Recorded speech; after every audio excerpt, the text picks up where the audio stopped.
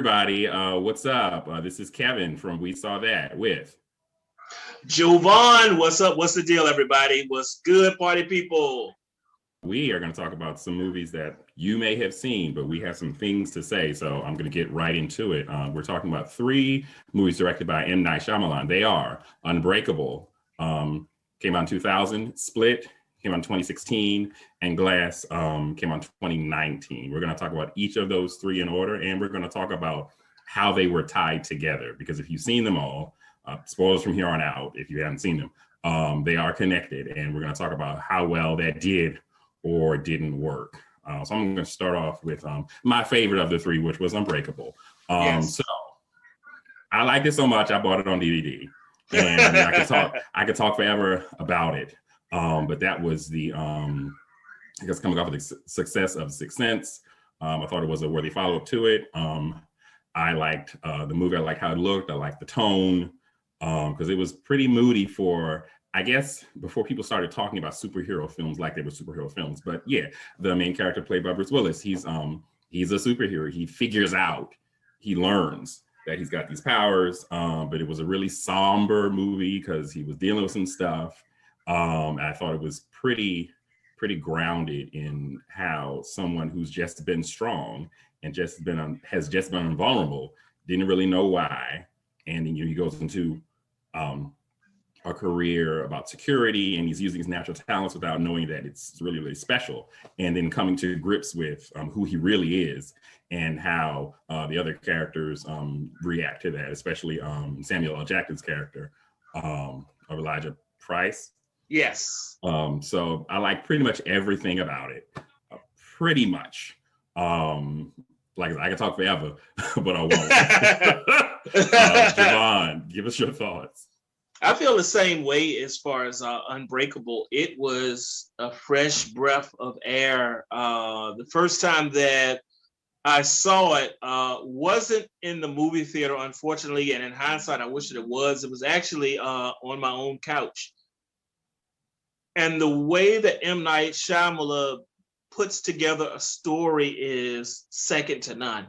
I feel that it's the best in the trilogy, and I think that is becoming a bit of an unwritten rule that the first film in a set of three is usually the strongest before you get a chance to add new rules, add new characters, branch out. Sometimes things have a chance of getting a bit muddy. And so when you get that first jump off, that first debut of the set, it's usually the one that's the most streamlined and the most focused. I also felt that Elijah Price, Sam L. Jackson, was, in my opinion, the best character in Unbreakable, the most complex character. And I think that Samuel L. Jackson was the highlight when it comes to acting chops in the film. Just to throw a question to you, and I guess to the audience also, do you think that, before we go into the rest of it, that Unbreakable should have been a single film? Or do you think that it warranted being explored in two additional parts?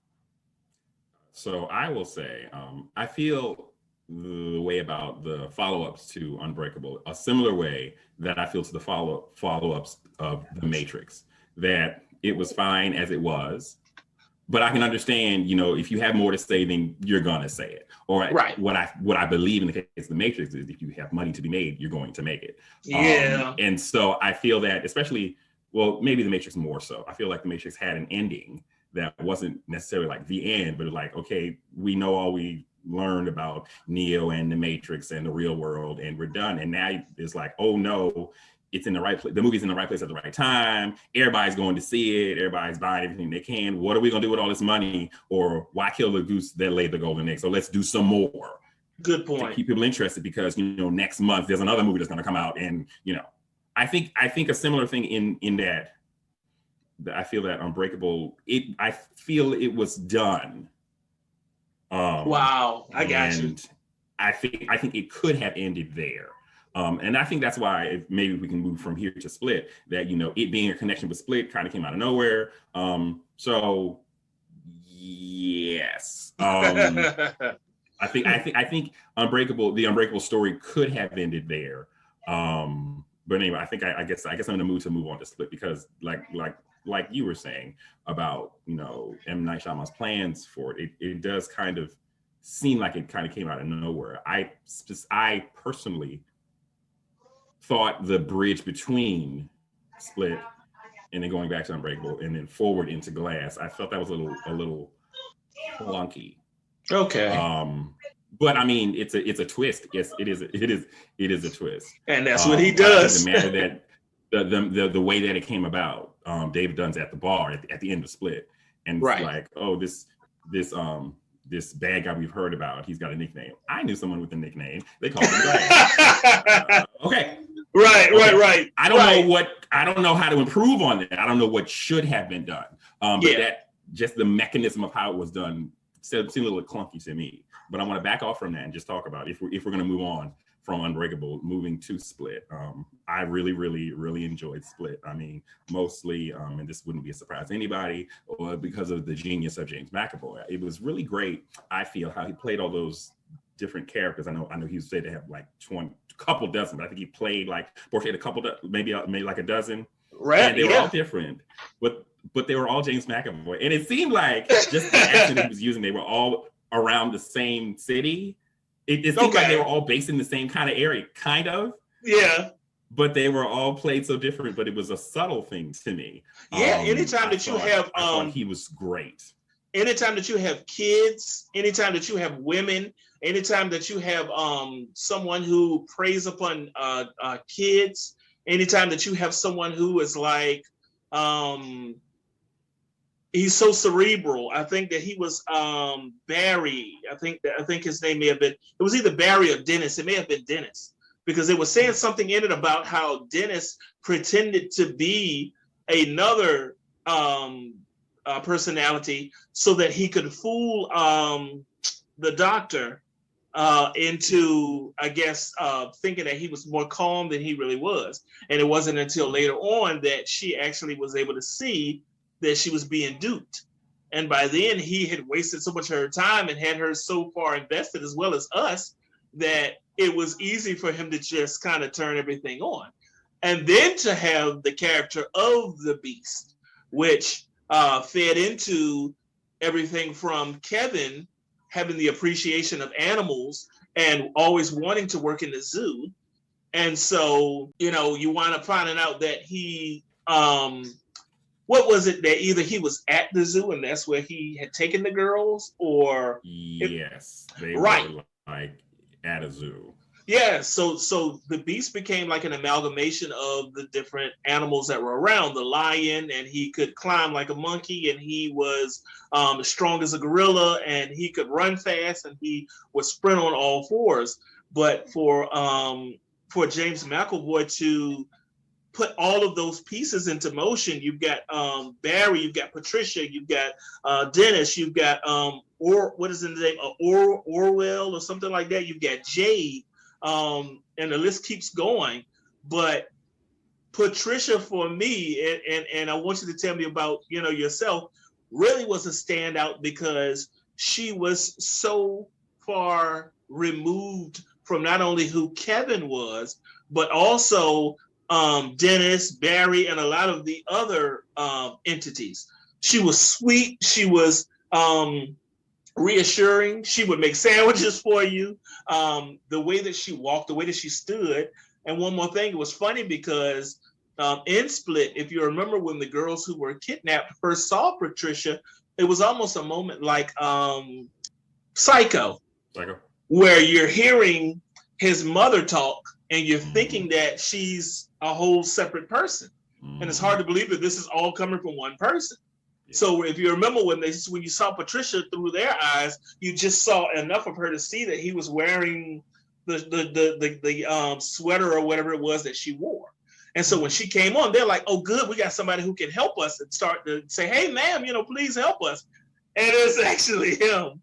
I feel he was the show. Yes, yes. And that's a thing, because the other, like Anya Taylor-Joy, she's great, like anything. Certainly. She was fine in that. But this, to me, James McAvoy was the show. Yes. Yeah, I really, really enjoyed it. I thought he did a great job in the whole thing. But if we can move on to Glass, I think, as I said, or maybe it's obvious that Glass is my least favorite. But before I start talking about connecting it between the other ones, I think just by itself, we know that it had been a long time since, Unbreakable, because it functions as both a sequel to Split and Unbreakable at the same time. Correct. So I think if I can move forward to towards the end of the movie. Okay. I know that we have this organization. Yes. That finds superheroes and kills them. Right. The Shamrock Society. Yes. Yeah. The superhero killers club. That's a fantastic concept. And I feel like I wish that thing could have been explored in something like a TV series. Because in this movie, they show up towards the end of the movie, really. True. And just the knowledge of they've apparently successfully killed like all these superheroes because that acknowledges too much for the general public at large. The same kind of thing happened in The Incredibles, where the bad guy was killing off all these superheroes. They only spent like a minute or two on talking about that, but with this is just the ramifications of killing all these people and like who.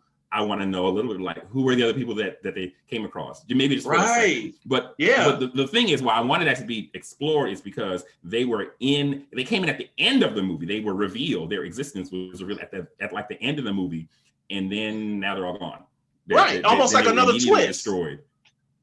Yeah, and I feel that was underwhelming just because of what they represent. I mean, they're like a threat to superheroes everywhere, and now we know that not only is David Dunn not the only superhero, there's others. Yes. And they gone and like, oh shoot, what happened? Because if you want me to feel bad for all these superheroes, and maybe you don't want me to, but I mean, really, it's a society of killers, and it's this targeted killing.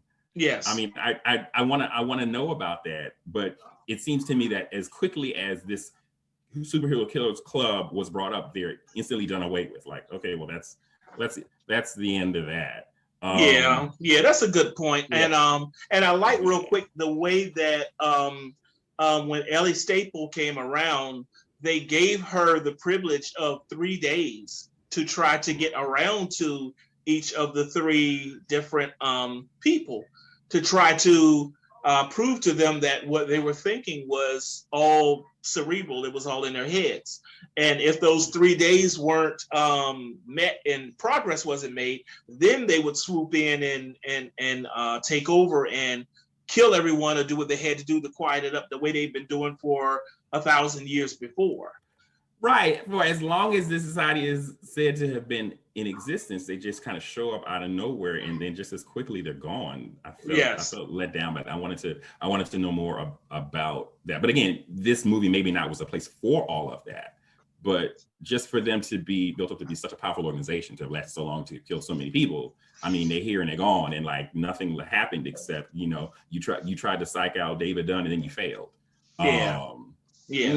So that thing as them being maybe not the main villain, because I think they showed up too late in the movie for them to be the main villain. I think the main villain, I guess, was Elijah Price. I guess. And that's what I wonder because and that was a question that I was going to ask you.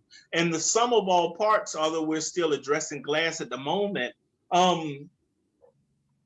did M. Night try to make Glass in some way, Mr. Glass in some way redeemable by the end because of what the bigger goal, what he was trying to attain was to lift the veil over the whole world, which then would, create an uprising or whatever. I mean, he did do some things as crazy as cutting a guy's throat with a piece of glass and all. He did do the things as crazy as the terrorist acts in the first film, which not only in some weird way created Kevin, but also set things into motion with David. But is Glass more of a villain than Ellie Staple? Right. And I wonder I feel like, I feel like I agree with you that it's confusing as to who is the real villain here, because if you think about all the monstrous things that Glass has done, he was already a villain. Yes, I mean, where true. In Unbreakable, he was the supervillain to David Dunn's superhero. Yes. And I mean, so there's a line he said in Glass. Okay. Where I think he was talking to his mom. He was saying, "I create superheroes. I truly am a mastermind." Right. My response is like, "No, you're a mass murderer." I like that. You don't mastermind. Right. Well, I mean, okay, he's evil, so maybe he would say something like that. Okay. Yeah. Not okay. I mean, at one point I was wondering, I mean, is this like is he representing like a stand-in for someone else? Like the director, maybe? I don't know. Because the director's not above elevating himself. If I can bring up Lady in the Water, dude wrote himself into the movie and portrayed himself as like an underappreciated genius that people aren't going to appreciate until it's too late. Like, bruh, I get that you're not above making one thing and having to stand for something else. But that's just me and my theories. Yeah, but, I mean that makes sense. And he also, real quick, he did write himself into these 3 movies. He did. So he was there, and it's fine. I did not mind how he wrote himself into these movies. I didn't mind that. Yeah, because at least it linked, you know. Yeah, but in truth, that was one of the through lines through all 3 of the parts. And I think that by the time he had done the first one in Unbreakable, in which he just wanted to be a character, in Split, he did it because, hey, I did it in Unbreakable, why not do it again? I think that in Glass, he had to sit down at his laptop and create lines that would make him seem as though he was still the same person. Although we sat and watched Split, and at the very end, when you see the reveal of David, a lot of us did jump up and down and say, I can't believe that this is actually real, even though it's 16 years removed, he's actually doing this. You still had to create some sort of continuation to show that Glass, the 3rd installment, was necessary. And what I heard, and I wonder if you did too, is there were a time that they were talking about putting the Horde in the 3rd act of Unbreakable. But they felt that he had so much potential, Kevin and all of his, different personalities, that they needed more time to develop it. So I can understand that, because I do appreciate the fact that you can't take a person with 21 to 24 different personalities and cram him into the 3rd act of a movie, when instead you can. Right. And so I don't think anyone else belonged in Unbreakable. That's true. That's true. Especially not a character, not with that multiplicity of characters. I don't think so. I mean, that's a good call. I mean, I feel like I don't really believe that that's how it went down. I can't my opinion is that Unbreakable was done, and that sometime in between Unbreakable and Glass, then the idea formed, let's make this all a big thing. I don't really believe that there were plans for Unbreakable at the very beginning, but maybe it was, and I'm just not party to those plans. But just the way that it came about, and I guess I'm moving now to talking about, well, not yet. When we talked about how maybe the goal, I guess, of Elijah was showing the world, hey, superheroes are real, which I mean, he kind of, well, he showed the audience that superheroes are real in the first movie. Yes. It ends right after right as David Dunn finds out that, this is what happened. And so that ends. So perhaps it is still his mission to prove to everybody that superheroes are real. Don't give up on your dreams. And even though he died at the end of Glass, his mom and David Dunn's son were able to, carry on that work. That moment when the big fight between David Dunn and the Beast, happened. I was thinking, because that was a very contemporary thing where it happened, it got videoed, they uploaded it to somewhere, I guess YouTube, and we're waiting for it to go viral. Right. That was a little awkward for me too, even though yes, in 2019 that's what would happen. But I just feel like if I were watching something on the internet in 2019, and I saw a video of somebody flipping a car over, for example, because I know that was part of that big fight, I wouldn't be that impressed. Yeah. And if that kind of thing doesn't go viral, I wouldn't be surprised because of everything that's been going on the internet already up to that point. So I just feel that part, lacked a little bit of impact. Again, I don't know what should have fixed that, but I thought it was funny that Elijah's mom and David's son are sitting around, and I guess the young lady, Anya Taylor-Joy, I forget her character's name. They were, because I think she was part of that too. They were all, watching the view count go increase. I just felt like, really, this is going to excite people all around the world over. It's going to go viral, and it's going to cause this great awakening of people to realize that superheroes are this. I'm not. That didn't match to me. It didn't match. I don't know. Maybe if the fight were somehow even more, because it wasn't a boring fight. Right. But maybe if the fight were even more crazy, maybe it would have matched the whole, oh boy, it's gonna go viral. Let's just watch. And that's and I'm glad that you segued a bit, because that's what I wanted to ask you. Was the fight meant to be appreciated by the fact that everything was supposed to be so grounded? So people aren't throwing lightning and flying from left to right and throwing Hadoukens and all of that stuff. It's more built on, I guess, physics and reality and all. Was it restrained or was it restricted by reality because of the story that he was trying to tell?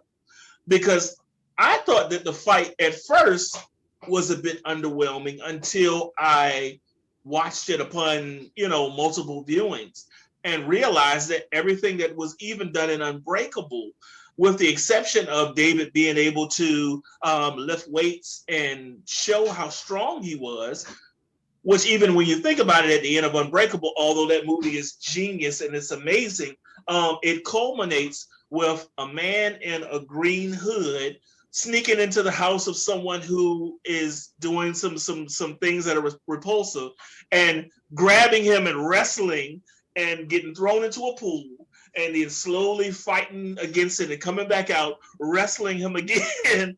It's no big super slams and no one getting dropped off the top ropes, and it's no, lightning bolts being thrown. So it's like M. Night kind of already created the boundaries of this world where, you may be able to grab someone just like the Beast was doing at different times and throw them all the way across the room, but you're not going to lift them by one hand or rip someone's limbs out of the socket or shoot fire out of your eyes.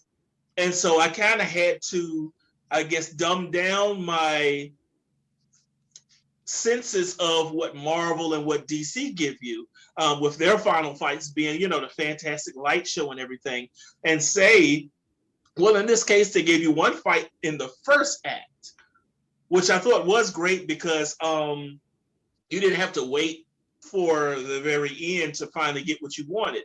Then you had their part two where they met up again in act, I guess, 3, that I guess you would say. So, I watch it and I wonder, how you feel about it. I guess understanding what M. Night was trying to put together with everything being so grounded and so-called realistic. Looking at it through that lens, was the fight in any way still kind of favorable?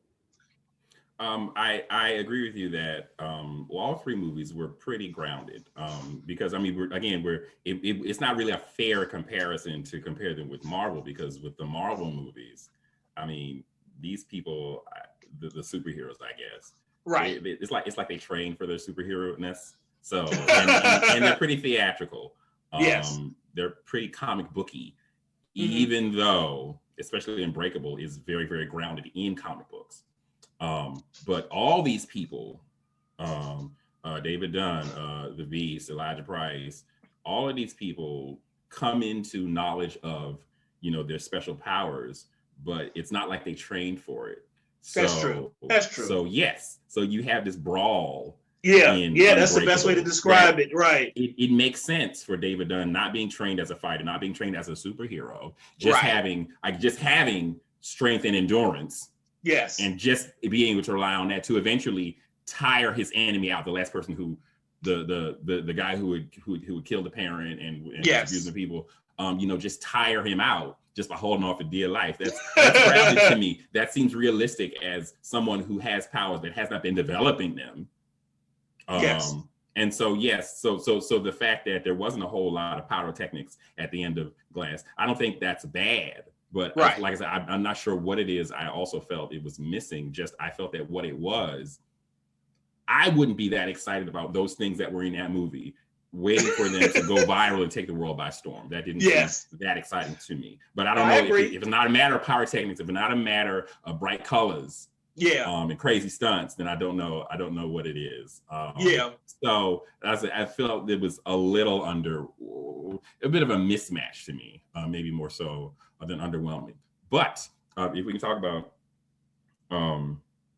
again, Glass being the follow-up to Unbreakable and Split, I felt back to when Elijah Price says, I create superheroes. So the way that he did that in Unbreakable was killing a bunch of people until he finally found one person who didn't die. Like, okay, I give you that. But I feel the way that they connected that with having Glass and creating the Beast, I felt that was a bit of a retcon. That, and you didn't see this in Unbreakable, but one of the 100 people on that train was the father, was Kevin's father. Yes. And because he died, then he didn't have the home he could have had, and then he became the Beast. I was like,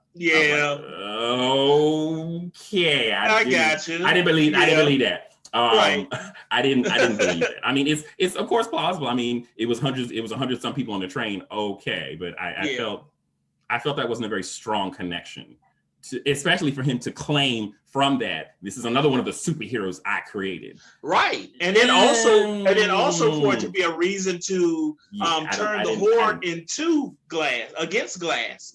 As in saying, look, he the one kill your daddy. I ain't kill your daddy, he did it. Know? Exactly. I mean, again, he's a bad guy. He's evil. Sure. Right. I believe an evil person would point to something like this, especially because I guess he really wanted was to prove that the superheroes and things are real. Okay, True. He's got these goals. He has a really messed up way to achieve them. Yes. But I didn't believe that. And how many other superheroes and supervillains could have been created because of someone else on the train that he killed? He killed, like I said, he killed dozens of people. That's true. I mean, you could have the series that I was asking for. You could have a whole series of people who were somehow connected with the train incident, or the other things that he did. The hotel fire and the other stuff that he did. Like, okay, if you want to go there, that's fine. I just feel that's not a very strong connection. So that's another reason why I guess now I am moving to the whole thing of it all being a trilogy. I mean, I agree that this was a bold step to make these two movies. They seem unrelated, throw something in at the end, and then now there's this third movie that connects them both. That is a bold step. And I mean, we want bold things. Sure. Especially with this director. We want boldness, we want innovation. That was innovative. It is an innovative idea. I just think the way that it came about makes me feel like it was a later development than this was planned from the beginning. It doesn't seem to have carried. It doesn't seem that way. But who can say? I'm not the director. But I'm just thinking about the execution, and the execution kind of falls flat for me a little bit in this all being one thing. And that's why I feel again that the thing that actually created the Beast, I feel that was like a creative retelling of what happened in the first film. Which I understand.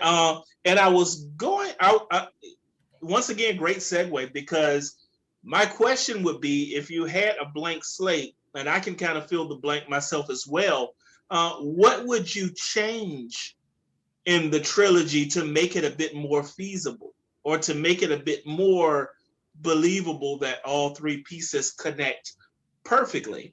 And I'll go first, maybe just to give you some idea. I think that if you did bring the Horde into part one, you still would have been able to go deeper into who he was in part two, so that by the time the third one is there, whether you want to bring Dr. Staple and the Shamrock Society, or whether you want to bring back, the mom and the son and Anya Joy's character back, now we at least have a real third section of this three-part thing. It seemed like what we got instead was an origin, and a final mismatch, when it could have been your origins are in the first one. Now that's done. Maybe you could have used Mr. Glass in the second, because think about what they're basically saying. He's just laying dormant after he was locked up at the end of the first one for a long time, for almost 20 years. And even when he does show up in Glass, he's not jumping right off of the wall the second that the movie starts. He's dormant for what, if not a third, then almost half of that film. So you kind of took that beacon of light that was in Unbreakable and sucked all of the life out of him, no pun intended.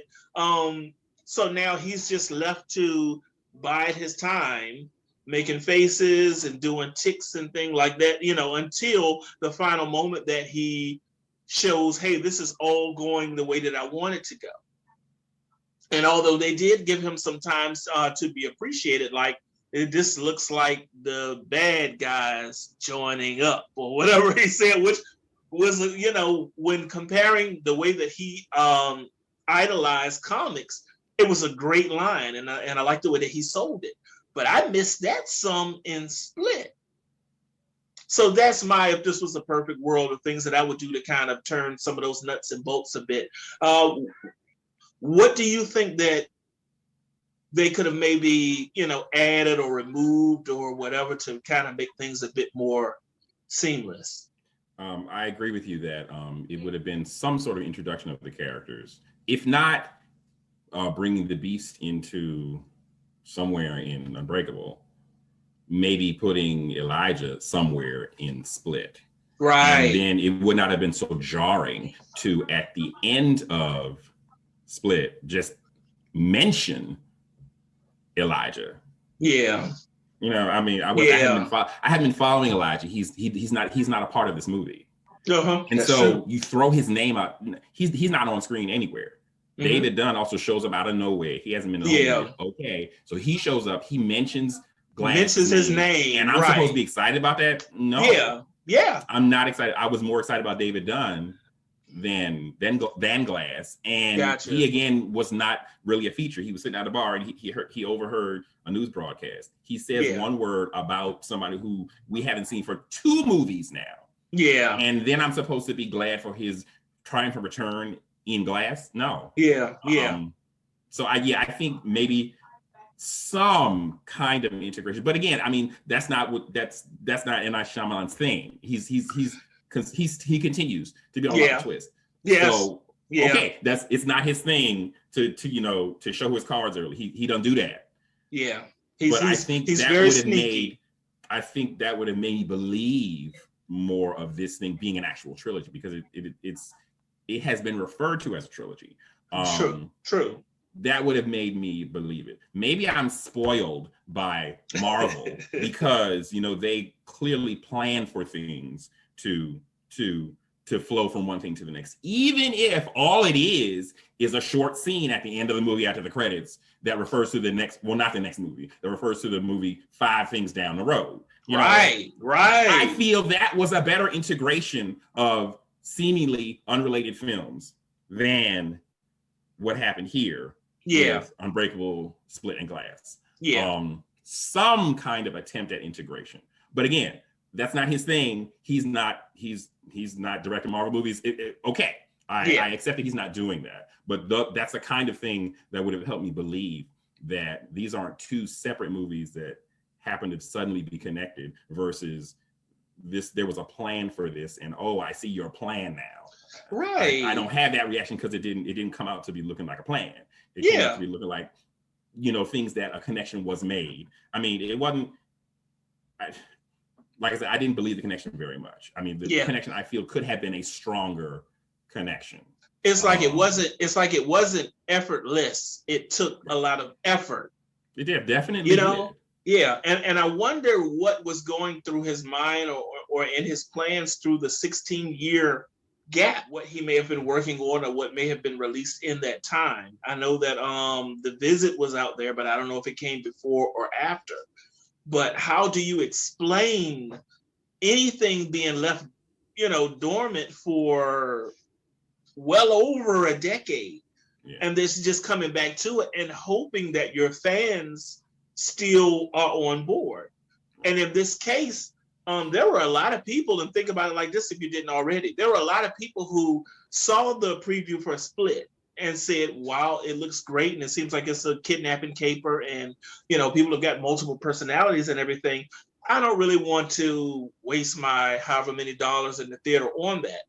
And who came back to work, came back home, got with their friends or their family and heard, no, you need to stop what you're doing and watch Split, because there's something in the last 2 minutes that will blow your mind if you saw and if you even appreciated Unbreakable 16 years ago. Right. So now they either stop what they're doing, pay their money, go sit through this movie that was great, to wait for this 2 minutes? Because in truth, like I said before, it did seem like, the main consensus was that people were like jumping to the rafters when they saw David Dunn and saw him mention Glass, like, it's back. But it was so much time that had gone by. It's just like, how much did you even, was that still in your appetite? So the thing that, again, I know I just said, don't compare them to Marvel movies, but to me, that was a thing that they're doing. Not that no one else has done it, bringing something at the very end that makes you say, hey, let me see what's happening next. To me, the thing that keeps me in the theater of a Marvel movie, right, waiting for, I hope they do a thing at the end of the credits, is because they connect pretty well with whatever's going on. And the movie I just saw, I enjoyed it. Yes. I just saw a great movie. I enjoyed the whole 2 hours and 30 minutes, 3 hours, whatever. I want to see what else are they going to give me? What happened here? And that this great movie I just saw, the last movie I saw it 18 months ago. Okay. Right. What happened here is that, and like I said, I loved Unbreakable, but it was 16 years ago. Have you earned this thing of, stay in your seat? Because I mean, it's been 16 years. I've seen many movies since then. So there's a lot of things competing for my attention. So if you were to tell me, like you just said, stick around because something gonna come up, is David Dunn? Like, I mean, that's old news now. Yeah, I don't know. Maybe that's down to me and my viewing habits. Maybe because I like Marvel movies. Again, it's an unfair comparison. But if you're gonna do this kind of thing, expect me to keep my butt in that seat. Yes. Because you're gonna show me something real quick and check out what happens next. Like I just did it a minute ago. I'm like, it doesn't work the same because if you think I've been waiting for 16 years, well, I haven't. Right. And again, there was hardly any connection with David Dunn or Elijah Craig, except at the very, very end, which that's to true. me, when that, so I was one of the few people who was not standing on my seat, when that came up, because I felt they hadn't earned me getting excited about David Dunn or Elijah Price, because I thought they were gone. They did not feature in this movie.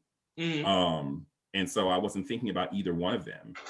Even though, like I said, I enjoyed what they did. I enjoyed the actor portrayal, but I wasn't thinking about those two guys. So to me, it was unrelated. You threw in some random people who aren't related to this movie, except, this other villain has a nickname. Right. Okay.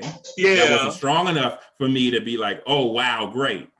Yeah. And he had said that, I did see Glass. So I saw it. I like some of what I saw. So there's all that. But I don't know how to fix those things. I just think the way it came together made me not believe that it was planned from the beginning. I believe a plan happened. It just didn't seem to be executed like it was planned from the beginning to flow. I I just didn't feel like you said something that you have this origin and this origin and then this connection. That's how I look at the three movies. Right. Two origins that then connect. Not one story with three parts. With a front, middle, and an end. With a front, middle, and end. That's how I think about the three movies. Yeah. And I wonder if from the people who already were against M. Night Shyamalan, there are people who I have heard say that Unbreakable is in their top 10 of films of all time, not just superhero. I wonder if, as his career has gone, sad to say, it's kind of had a trajectory that slowly slides down, albeit, maybe saved for the couple of little hiccups here and there that bring a little life back into it. But I wonder if the culmination of this 3-part series of films left more of a bad taste in the people's mouths that were still pulling for him. Because with a chance as bold as this, you have to knock this out of the park. Glass cannot be the way you and I are saying, and I'm sure maybe you all at home are saying, I enjoy the pieces, but not the sum of all things. It's got to be better than Unbreakable. The questions that were raised in Unbreakable have to have been explored, answered, finalized, and then what's the hope for the future? Right. And you're saying the hope for the future is every other one of us sitting on our couches right now or wherever else could jump up and say, because I saw that YouTube video, something in me is bubbling now, and I think I might be able to pick up a car.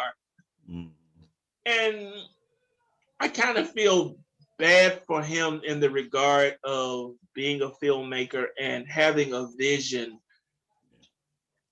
and having the first part of that vision be inspiring and incredible. Having the second piece of it, which is Split, turn into a good kidnapping thriller with a stinger on the end that says, there's more, get ready. And then that third part not being monumental. Yeah. You can't write this and have the first one be great, the second one be okay, and the third one be not really okay. Yeah. So, it's just sad to see someone with that potential start something off this good and then not have, it's almost like me, it's like all of you at home, me sitting down right now, putting together a nice appetizer for a big 3-course meal, and you know where I'm going, Kevin. When it gets to the main course, it's like, okay, that wasn't bad, but I know this dessert is going to knock my socks off. And the dessert is an ice cream sandwich. And and I ain't talking about one with like the ice cream from Haagen-Dazs and the chocolate wafers from, a Hershey or whatever. I mean, an old rinky-dink Rudy Poo, 15 in a box for $4 ice cream sandwich. Yeah. I mean, being funny or whatever, but being serious, I liked a lot of what Glass had to show. And I did give it a couple of things that I do felt that I gave it just because I was in for the ride for now, make it 18 plus years. I might as well go on and just try to take some satisfaction out of it. But what about the people who weren't looking at it like I did? Right. Which was, okay, I'm going to give them that. And I understand that. And that was kind of weak, but, I'll forgive it. And that was because if I had a list, that maybe we'll do one in the future, guys, where we do films that people didn't really like, but you kind of liked it a little bit anyway, Glass would maybe be at the bottom of that list. But it shouldn't even be on the list. It should be everybody enjoyed it, Yeah. So, it's funny. It's like we said, the first film is an origin story. It's a faith-based movie. The second one is, a kidnapping tale and it's more just realizing how the horde comes to be. The third one is more about you believing in yourself and believing that these things are out there, and what does it mean for the future? And so I like the ideologies of those three parts, but I don't think that they held up, you know. I think that some of them were crushed under the weight of his aspiration, you know? Yeah. I mean, and even with all I said, I mean, I'm still watching M. Night Shyamalan movies. The next one that he makes, I'm there. I think he is returning to making things that, you know, have some good impact, because he did have this trajectory where he was like way at the top with Sixth Sense, came in the right place at the right time. Even if everyone else saw the twists coming, I do feel that had an influence on the industry, just, you know, a twist being a thing, or a thing that people might anticipate. And I feel that he eventually got to writing some stories, making stories where the whole thing was built on a twist and didn't have much of a foundation. And I think those are his weaker movies. That knowing the twist means, nah, I can't watch this movie again, or the movie wasn't as smart as I thought it was. I think especially with things like The Visit, I think he's coming back into doing some things that are working. I'm not gonna spoil that one, but even with things still being built around a twist, I think he's coming back into things that are working out. So yeah, I'm gonna see his next movie. Definitely. And I agree. I'm just gonna be hopeful.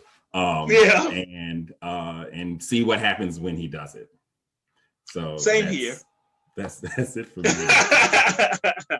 Ladies and gentlemen, tell us what you thought, please. Tell us about any of the movies that we've mentioned. How did you feel about Unbreakable? How did you feel about Split? How did you feel about Glass? How did you feel about them as a trilogy? Do you think it worked, or did you feel that it didn't work? Tell us why in the comments, please. Subscribe if you haven't. Tell someone else about it. Until the next time, I'm Kevin. And I'm Javon. And we saw that. I'm going to do my thing. And I'm gone. Don't bother me. And so he shows up in his performance. But like I said, his character is understated. Whatever. It's fine.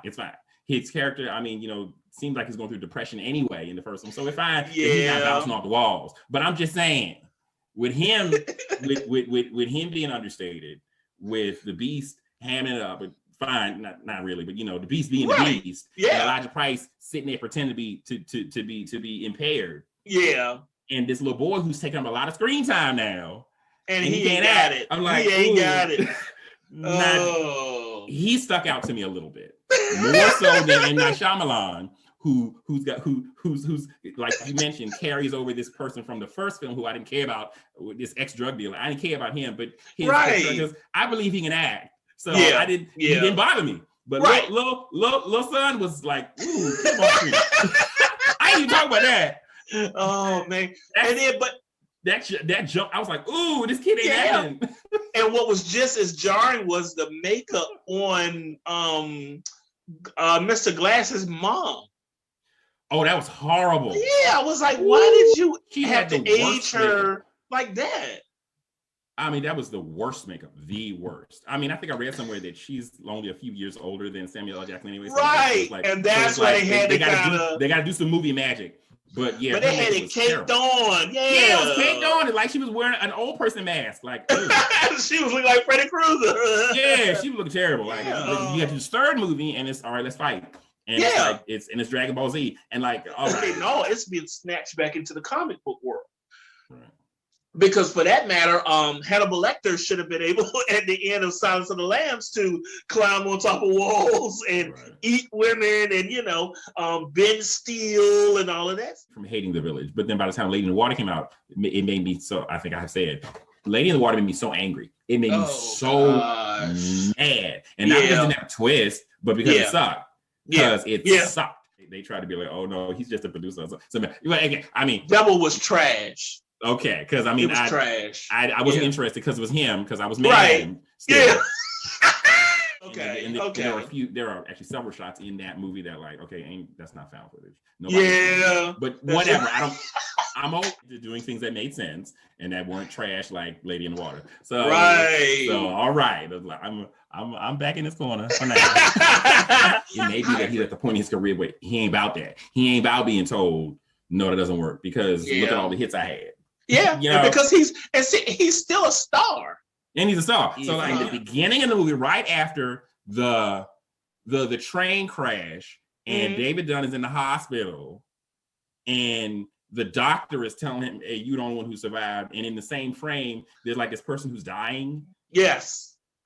That creeped me out. Yeah. It took like 5 minutes for the dude to die, and he's sitting there breathing funny, and the doctors are walking around all slow. Right. And then this blood stain shows up and starts spreading. Yeah. And David's like looking at him, and he's like, "Why are you looking at me like that?" The doctor's like, You don't know who's alive. And I'm like, that whole thing was just like, oh my gosh, it was magical. It was magic.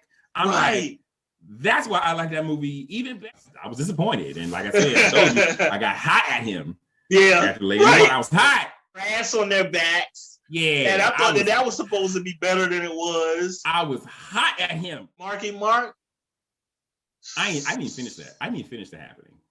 It was so bad I didn't finish watching. When the little kids knocked on the door and got shot, I was like, right. That's it. Yeah. That was when I checked out. I was like, how do you come back from that? You know? I was done. I ain't finished the movie. I was like, across, I guess, an environmental type message. I mean, Dr. Seuss did it with the Lorax back in the 70s. Right. And we're not going to talk about, I'm not talking about the sorry movie that came out because that was right.